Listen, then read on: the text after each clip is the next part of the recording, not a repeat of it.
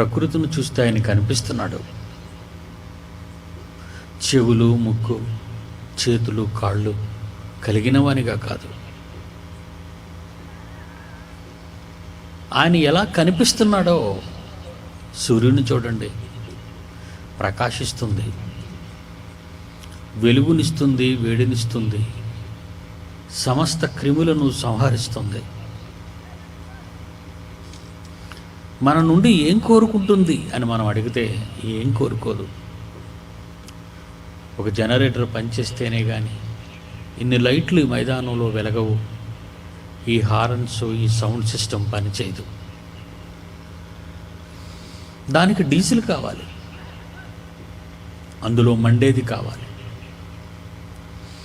ఆ జనరేటర్ని అద్దెకు తెచ్చుకున్నారు, దానికి అద్దె కట్టాలి, ప్రతిరోజు దానికి అద్దె కట్టాలి, అందులో మండుతున్న డీజిల్ కొనాలి. మన పూర్వీకులు, ముందటి తరాల వాళ్ళు అందరూ ప్రకృతిని అనుభవిస్తూనే ఉన్నారు. మండుతున్న సూర్యునికి మనం ఏమి ఇస్తున్నాం, ఎంత అద్దె కడుతున్నాం, ఎంత బిల్లు కడుతున్నాం అని మనం ఆలోచిస్తే ఏం కట్టడం లేదు. ప్రకాశిస్తున్న చంద్రునికి ఏమీ కట్టడం లేదు, వీస్తున్న గాలికి ఏమీ కట్టడం లేదు. నింగి, నేల, నీరు, నిప్పు, వీటన్నిటికీ, ప్రకృతిలో ఉన్నటువంటి వేటికి కూడా మనం ఏం కట్టడం లేదు. మన నుండి అవి ఏమీ కోరుకోవటం లేదు. అందులో దేవుడు కనిపిస్తున్నాడా? అవునండి, దేవుడు కనిపిస్తున్నాడు. ఆయన మన నుండి ఏమీ అనుభవిస్తున్న దాని కొరకు కోరుకోడండి. నీవు తినే తిండి కోసం, నువ్వు పడే సుఖం కోసం, నీ దప్పిక తీర్చటానికి, నీ ఆకలి తీర్చటానికి, నీ సుఖాలు తీర్చటానికి ప్రకృతిని ప్రసాదించిన మన తండ్రి కన్నదేవుడు మన నుండి డబ్బులు కోరుకోవటం లేదు.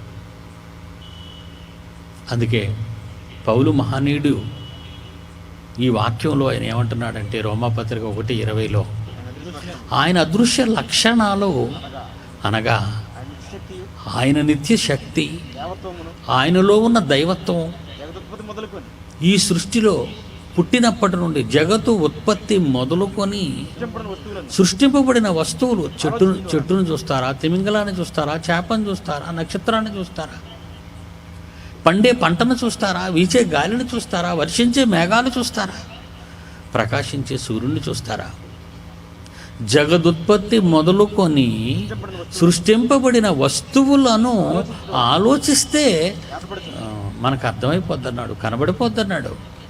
అదండి దైవత్వం. అవి దేవుని లక్షణాలు, దేవుని గుణాలవి. ప్రియమైన సోదర సోదరీమణులరా, యోహాను సువార్త 12:24లో మీరు చదువుకున్నారు కదా, గోధుమ గింజ భూమిలో పడి చావకుండిన ఎడల అది వంటిగానే ఉండిపోద్ది కదా. అది గాదిలో ఉండిపోయో, పక్షి చేత మెంగబడో, లేక నీళ్లలో ప్రవాహంలో కొట్టుకుపోయో, లేక ఎండకు ఎండిపోయో, మంటలో కాలిపోయో ఉంటే విత్తనం ఒంటిగానే కనబడకుండా పోతుంది. కానీ అది చచ్చిన ఎడల, అది నేలలో పడి చచ్చిన ఎడల విస్తారముగా ఫలించును అనే మాట చెప్పాడండి. ఎవరి కోసం ఈ మాట? ఎవరి కోసం? నీ ఆకలి తీర్చటం కోసం కాదు. ఒకటి నీ ఆకలి తీర్చటం కోసమే, కానీ దానిని చూచిన తరువాత నీకు మహాజ్ఞానం రావాలని, దైవజ్ఞానం నీకు రావాలని. అంటే నీవు చచ్చిపోతే విస్తారంగా ఫలిస్తావు అంటున్నాడు. ఆలోచించండి. 60 ఏళ్ల 3 నాళ్ల ముచ్చట ఈ బ్రతుకే గొప్ప భాగ్యం అనుకుంటుందండి ఈ ప్రపంచం. 60 ఏళ్ల 3 నాళ్ల ముచ్చటైన ఈ మాయ లోకంలో బ్రతకటమే జీవితం అనుకుంటున్నారు చాలామంది. ఏమండి, అది చాలా చిన్నదంటున్నాడు ఆయన. ఒక గింజగా నువ్వు ఆలోచిస్తే, నువ్వు గోధుమ గింజవని కాసేపు నువ్వు ఆలోచించగలిగితే నువ్వు చచ్చిపోవాలి అంటున్నాడు ఆయన. నువ్వు చచ్చిపోవాలి. అలా చచ్చిపోతే ఆ గింజ నేలలో పడితే ఏమవుతుందన్నాడు? విస్తారముగా ఫలించును. విస్తారంగా ఫలించును. 60 ఏళ్ల జీవితం కావాలా? విస్తారమైన జీవితం కావాలా? 60 ఏళ్ల జీవితం కావాలా? మన పూర్వీకులు ఒకప్పుడు చావు లేని వారిగా పుట్టారండి. ఆదామవ్వలు వాళ్ళకి చావు తెలియదండి, వాళ్ళకి ఆకలి దప్పిక తెలియదండి, కన్నీళ్ళు తెలియదండి, కష్టాలు తెలియదండి. అదండి ఏదైనా మనం మన ఆది తల్లిదండ్రులైన ఆది దంపతుల్ని ఆయన ఏదైనా వనంలో పెట్టిన రీతి మనం ఆలోచిస్తుంటే అద్భుతం కదండి. అమరులు, చావు లేని వాళ్ళు, చిరకాలము జీవించేవాళ్ళు, శాశ్వతంగా ఉండేవాళ్ళు. అలాంటి జీవితాన్ని తప్పు చేసే కదండి పాడు చేసుకున్నారు, తప్పు చేసే కదా పోగొట్టుకున్నారు వాళ్ళు. అందు గురించి కనుక 1000 సంవత్సరాలు ఇచ్చాడు.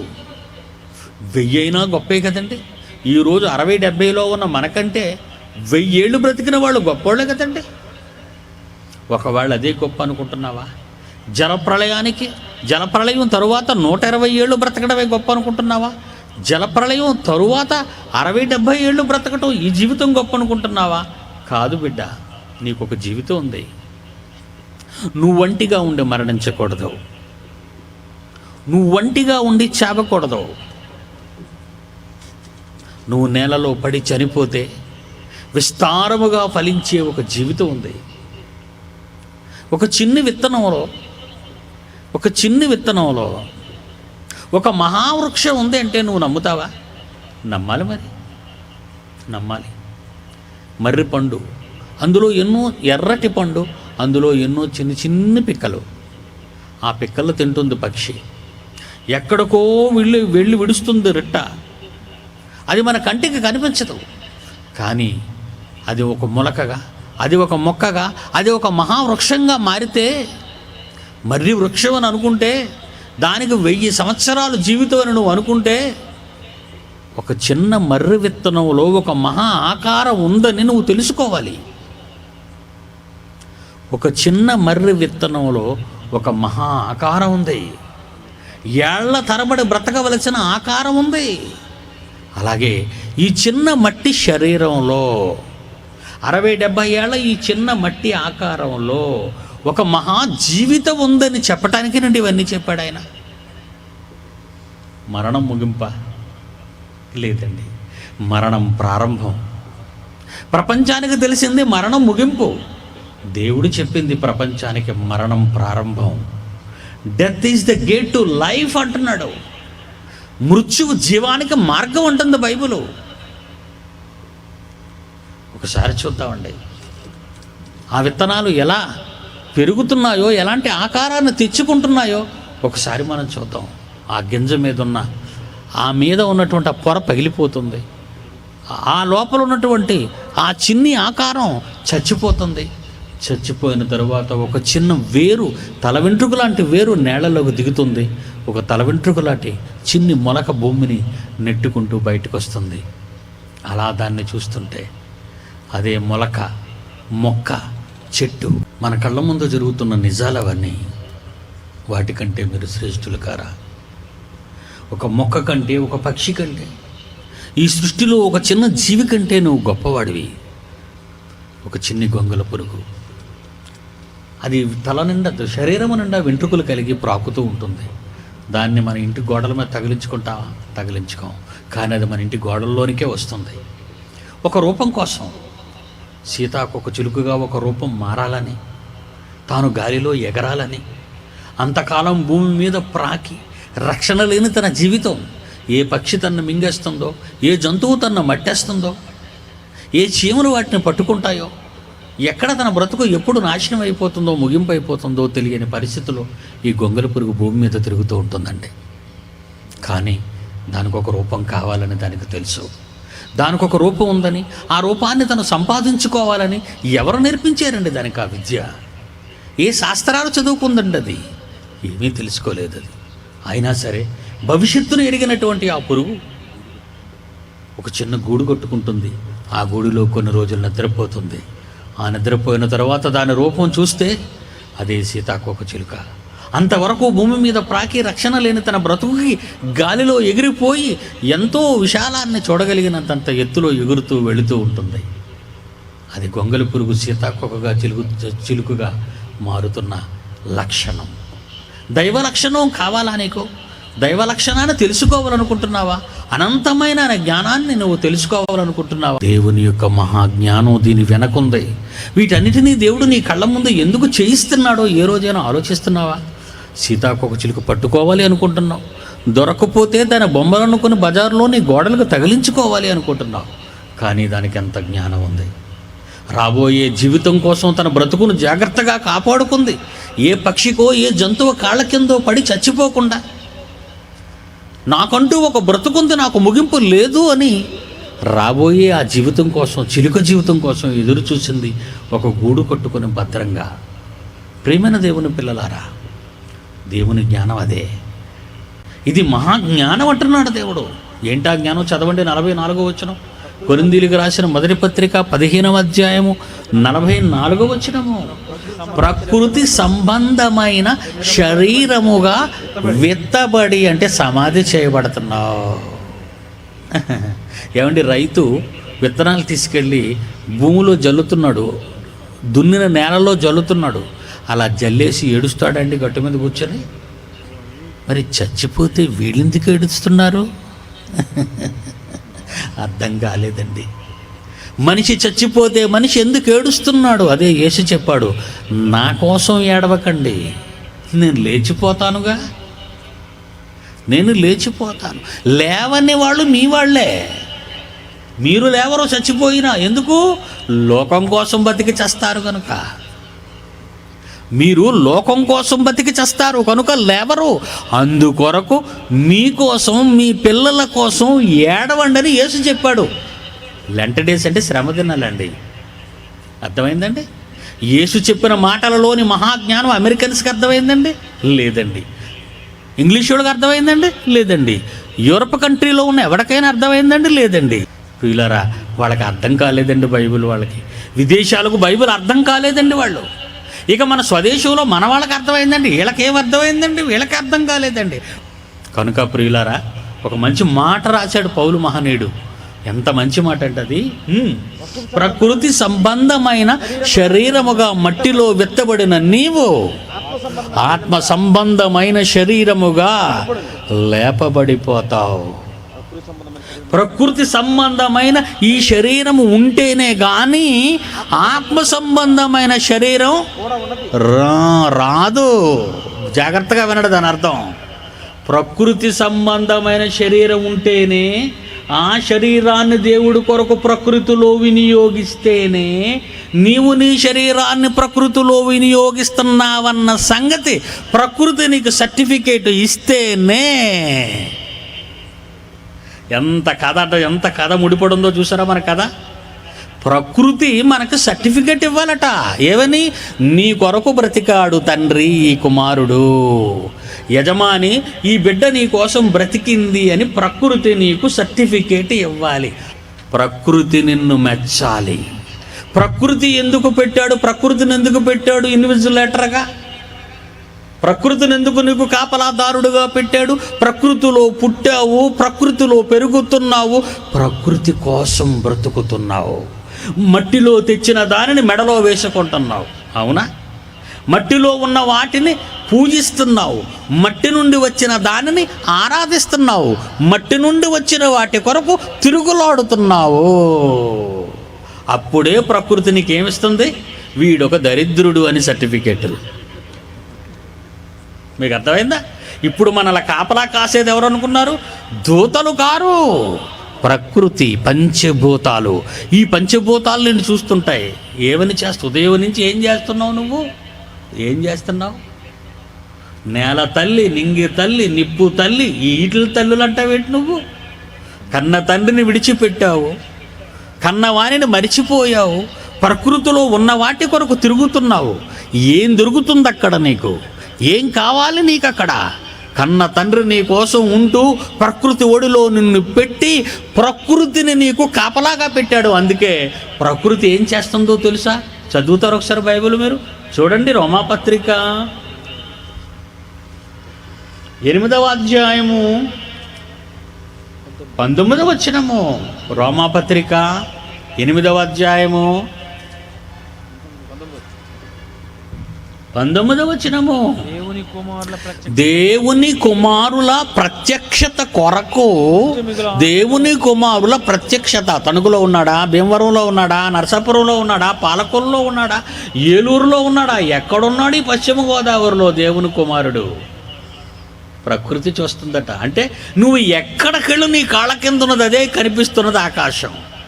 ఆ పైన కనిపిస్తున్నవి నక్షత్రాలు, రాత్రివేళ చంద్రుడు, పగటివేళ సూర్యుడు, ప్రకృతిలోని ప్రతి పదార్థం నిన్ను కనిపెడుతూనే ఉంది. నువ్వు దేవుని కుమారుడవా కాదా? అమెరికా వాడు అంతరిక్షంలోకి వెళుతున్నాడు, ఇండియా వాడు భూగర్భంలోకి వెళ్తున్నాడు, రష్యా వాడు సముద్ర గర్భంలోకి వెళ్తున్నాడు. ఏం కావాలి? ఏవో కావాలి వాళ్ళకి, ఏవేవో కావాలి వాళ్ళకి. అవేనా నీకు కావాలి? వాటి కోసమే నువ్వు పుట్టావా? సృష్టి దేవుని కుమారుల ప్రత్యక్షత కొరకు మిగుల ఆశతో తేరు చూచుచు కనిపెట్టుచున్నది. ఎక్కడికి వెళ్ళిపోతారు చెప్పండి ఇప్పుడు మీరు? మీ మీద ఎలాంటి వాళ్ళు విజిలెన్స్గా ఉన్నారో చూసారా? ప్రకృతే సాక్ష్యంగా దేవుడు మీకు పెట్టాడు. మీరు ఈ ప్రకృతిలో ఎవరి కొరకు బ్రతుకుతున్నారో చూడమని ప్రకృతిని శాసించాడు నీ మీద. చెబుతున్నాడు చూడండి ప్రకృతితో. వింటారా? యెషయా గ్రంథము 1వ అధ్యాయము 2వ వచనం నుంచి చూడండి. ఆయన ఎవరితో మాట్లాడుతున్నాడు, ఎవరితో ఆయన డిస్కస్ చేస్తున్నాడు మన గురించి, ఎవరితో ఏం మాట్లాడుతున్నాడు మన గురించి ఆయన చూడండి. దూతలతో కాదండి. ఆకాశమా ఆలకించు, భూమి నువ్వు చెవిగ్గు. నేను పిల్లలను పెంచాను, గొప్పవారినిగా మీ మధ్య చేశానా? వారు నా మీద తిరగబడ్డారు. తిరగబడిన వారు, నా మీద తిరగబడిన వారు, వీళ్ళు నాకు అవసరం లేదు. ఇప్పుడు నా పిల్లలు కావాలి నాకు, నా పిల్లలు చూడాలి నీవు. అందుకే సృష్టి ఏం చేస్తుందట? మిగులు ఆశతో తేరి చూచుచు కనిపెడుతుందట. ఎవరు దేవుని పిల్లలు, ఎవరు దేవుని పిల్లలు? అబ్రహాం దగ్గరికి వచ్చాడు దేవుడు. నువ్వు నా కొడుకువే కదా? అవును తండ్రి. నీకు పిల్లలు లేరు కదా పాపం? అవును తండ్రి. చాలా గర్భం ఉడిగిపోయింది కదయ్యా, ఇంకా నాకు పిల్లలు ఎక్కడ పుడతారు అన్నాడు. నేను ముసలివాడనైపోయాను కదా, నాకెక్కడ పిల్లలు పుడతారు అన్నాడు. అంతే, పుడతారు. మీదటికి కాలం వస్తాను, నీ భార్య శారా గర్భవతిగా నా మాట ప్రకారంగా వాగ్దాన పుత్రుని జనింపచేస్తాను. అనుకున్నట్టుగానే పుట్టాడు ఇస్సాకు. పుట్టాడు. సృష్టి దేవుని పిల్లల కొరకు మిగులు ఆశతో తేరు చూడాలి. సృష్టి కనిపెడుతుంది, అబ్రహాముని చూస్తుంది.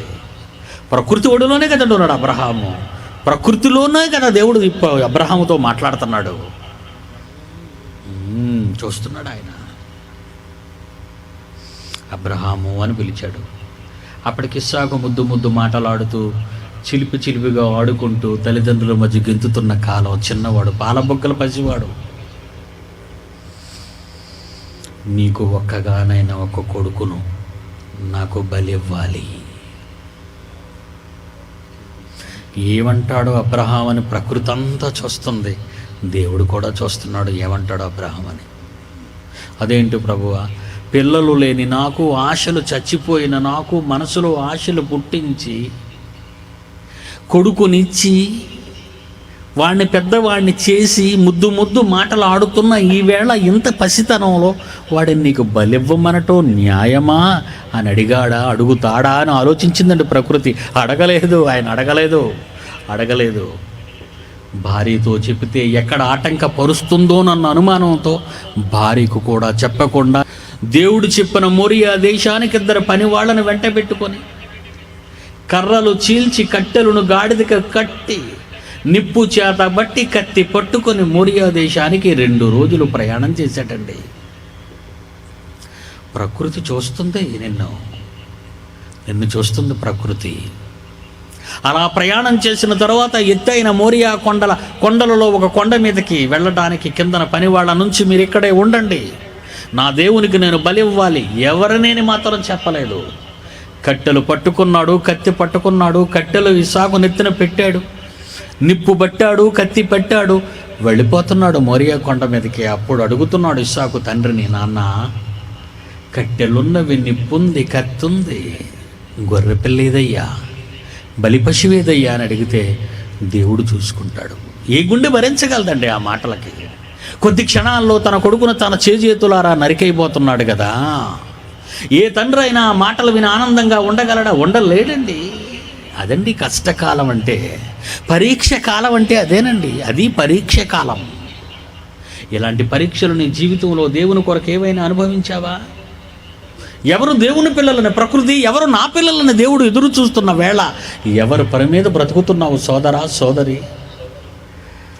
పాలబుగ్గల పసివాడు అడిగిన ప్రశ్నకు గుండె చెరువైపోయిన అబ్రహాము మారు మాట్లాడకుండా ఎత్తైన శిఖరం మీదకు మోరియా దేశంలో ఆ కొండ మీదకు తీసుకుని పోయి బలిపీఠం కట్టి చీల్చిన కట్టెలను పేర్చి ఇస్సాకును కట్టి పరుండబెట్టి కత్తి ఎత్తాడు.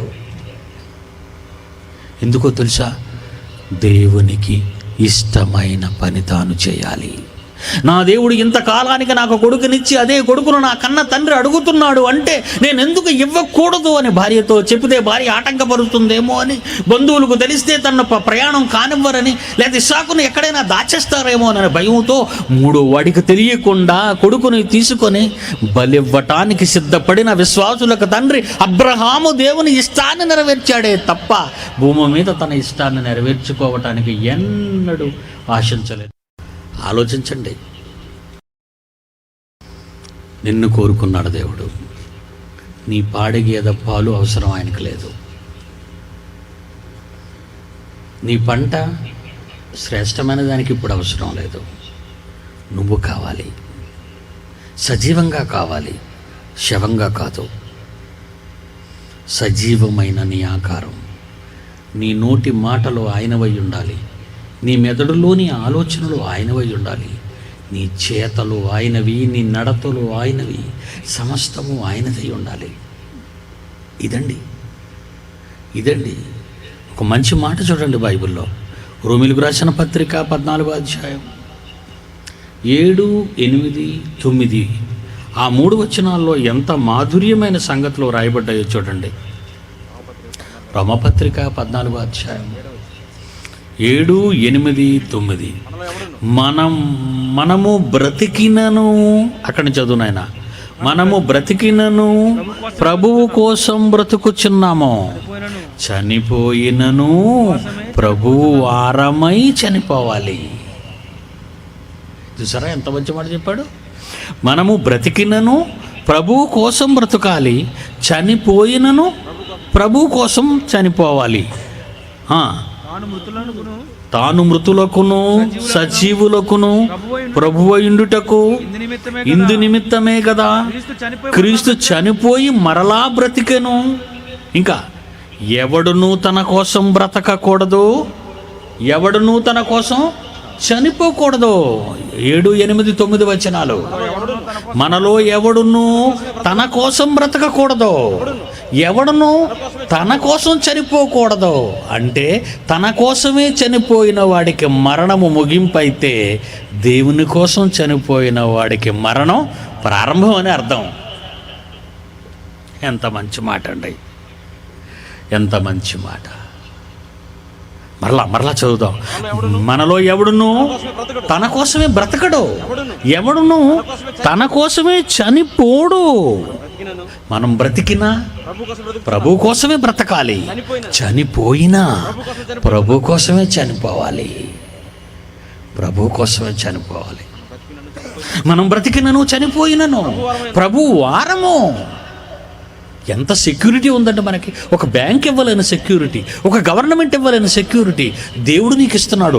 డాక్యుమెంటెడ్గా బైబిల్లో డాక్యుమెంటెడ్గా వ్రాయించి ఇచ్చాడు. ఇది నీవు దేవుని కొరకు మరణించాలని, దేవుని కొరకు ఉంటావని, దేవుని కొరకు మరణించిన వారంతా దేవుని కొరకు ఉంటారనే మాటలు చదువుతారా బైబిల్లో? ఎంత అద్భుతంగా ఉంటాయో చూడండి, ఎంత బాగుంటాయో. లూకా సువార్త 17వ అధ్యాయం 33. ఎవడైనను తన ప్రాణాన్ని రక్షించుకోవాలనుకుంటే దానిని పోగొట్టుకుంటాడు. జాగ్రత్తగా వినాలి. ఎవడైనను భూమి మీద తన ప్రాణాన్ని సుఖపెట్టాలని 60 ఏళ్ల జీవితానికే ఆశపడి తన ప్రాణాన్ని నిలబెట్టుకోవాలని భూమి మీద ఏ నరుడైనా అనుకుంటే దాన్ని వాడు పోగొట్టుకుంటాడన్నాడు. తర్వాత దేవుని కొరకు ఎవరైతే దానిని పోగొట్టుకుంటారో తన ప్రాణాన్ని, నీ శరీరాన్ని, నీ ఆకారాన్ని, నీ నాలుకను, నీ చెవులను, నీ ముక్కును, నీ దేహాన్ని, ఎవడైతే దేవుని కొరకు దానిని పోగొట్టుకుంటారో దానిని సజీవంగా కాపాడుకుంటారట. అబ్బోయ్, ఇంతవరకు చచ్చిపోయావు, మట్టిలోకి వెళ్ళిపోయావు అనుకునే వాళ్ళకు శుభవార్త. దేవుని పిల్లలకు, మీరు మట్టిలోకి వెళ్ళినా ఎక్కడికి పోలేదర్రా, మీరు సజీవంగా ఉంటారనే మాట రాశాడు ఇక్కడ. ఎంత మంచి మాట అండి. లూకాసు వార్త 20:37-38. లూకాసు వార్త 20:37-38 యేసు ప్రసంగంలో ఆయన ఒక మాట మాట్లాడుతున్నాడండి. అబ్రహాము దేవుడను చూసారా, స్క్రీన్ మీద కొడుకుని ఎలాగిచ్చాడో, బలి ఇవ్వడానికి, కత్తి ఎత్తటానికి, ఆయనకి ఇష్టమైనది చేయటానికి తన కొడుకు ముందుకొస్తే ఎందుకండి చంపేసుకుంటాడు ఆయన కొడుకుని? పరీక్షా కాలంలో నిలబడాలి కదా. అందుకే విశ్వాసులకు తండ్రి అయిన అబ్రహాముని గురించి ఏం మాట్లాడుతున్నాడు? నేను అబ్రహాము దేవుడను, ఆయన గర్భాన్ని పుట్టిన బలిపీఠం మీద నరికేయవలసినటువంటి ఆ కొడుకున్నాడే అతని దేవుణ్ణు, అతని గర్భాన్ని పుట్టిన యాకోబు దేవుణ్ణు నేను. ఈ మాటలు ఎప్పుడు చెప్తున్నాడండి ఆయన? 2000 సంవత్సరాల క్రితం యేసు ప్రభు చెప్తున్నాడండి. అప్పటికి అబ్రహాం మరణించి ఎంతకాలం అయింది చెప్పండి? 2000 సంవత్సరాలు అయిందండి. అంటే నేటికి 4000 సంవత్సరాలు అయింది. జాగ్రత్తగా వినాలి ఈ లెక్కలు మీరు. లూకాసు వార్తలో యేసు అన్న మాటలు ఎప్పటివండి? 2000 సంవత్సరాల క్రితం సుమారు. అప్పటికి అబ్రహాం మరణించి ఎంతకాలం అయిందండి? సుమారు 2000 సంవత్సరాలు. 4000 సంవత్సరాల క్రితం మాట ఈరోజు మనం చదువుకుంటున్నాం. ఇప్పటికీ దేవుడు ఏమంటున్నాడు అబ్రహాం గురించి? నేను అబ్రహాము దేవుడను, ఇస్సాకు దేవుడను, యాకోబు దేవుడను. మృతులు లేతురని మోసే సూచించెను. ఆయన సజీవులకే దేవుడు, కాని మృతులకు దేవుడు కాడు. ఆయన దృష్టికి అందరూ జీవించుచున్నారు. జీవించుచున్నారా మీరు? జీవించాలన్న కోరిక, ఒక్క పాపి నశించిపోకూడదు, అందరూ నిత్య జీవానికి రావాలి అనుకున్నాడు ఆయన. అందరూ బ్రతకాలి అనుకున్నాడు. అందరూ బ్రతుకుతున్నారు. నేను అబ్రహాము దేవుడు అన్నాడు. చచ్చిపోయిన వాళ్ళకి దేవుడు ఏంటండి అనుకున్నారు. అర్థం కాని ఆనాటి యోధ జనాంగం. బ్రతుకుతామండి మనం. ఎంత మంచి మాట అండి. బ్రతుకుతామండి. మరో మంచి మాట చూడండి. ఫిలిప్పీలకు రాసిన పత్రిక 1వ అధ్యాయం. ఫిలిప్పీలకు రాసిన పత్రిక 1వ అధ్యాయం 19. ఫిలిప్పీలకు రాసిన పత్రిక 1వ అధ్యాయం 19. నా బ్రతుకు మూలముగానైనను సరే, పౌలు అంటున్నాడు చూడండి, నా బ్రతుకు మూలముగానైనను సరే, చావు మూలముగానైనను సరే, క్రీస్తు నా శరీరమందు ఘనపరచబడాలి. క్రీస్తు నా శరీరమందు ఘనపరచబడాలి. నా మటుకు బ్రతుకుట క్రీస్తే, చావైతే లాభం. ఎందుకు? మరలా బ్రతకటానికి. నా మటుకైతే బ్రతుకుట క్రీస్తు, చావైతే దుఃఖం, బాధ, వేదన అని మనం అనుకుంటున్నాం. కానీ ఆయన అంటున్నాడు, ఈ పరమార్థం అర్థమయ్యేవాడికి చావు అంటే ఏమాత్రం అండి, పక్కకు పడేయండి అంటాడు దాన్ని. అందుకేనండి ప్రాణాలు ఇచ్చారు మహనీయులు ధైర్యంతో అండి. ఎంత మంచి మాట అండి. దేవుని కోసం నీ జీవితాన్ని అంకితం చేసుకున్నావా? జీవించటానికి నీ శరీరంలో ఏ కార్యక్రమాలైనా జరుగుతున్నాయా? పడి చచ్చిపోయిన మొలక మహావృక్షంగా మారిపోతుందన్న సంగతి విన్నావు. నీ కళ్ళ ముందు జరిగిన వాస్తవాన్ని. తల వెంట్రుకలతో శరీరం అంతా నిండుకుని అసహ్య ఆకారంగా ఉండి నేల మీద పాకే సురక్షితం లేనట్టు, రక్షణ లేని ఒక చిన్న పురుగు సీతాకోకగా చిలుక మారిన చరిత్ర నీ కళ్ళ ముందు జరిగిన వాస్తవం నీకు తెలిసే. అలాంటిది నీకు జీవితం లేదా? నీకు బ్రతుకు లేదా? నీకు మహాజీవితం రాదా? వస్తుంది. మరణమే ముగింపు కాదు నీకు.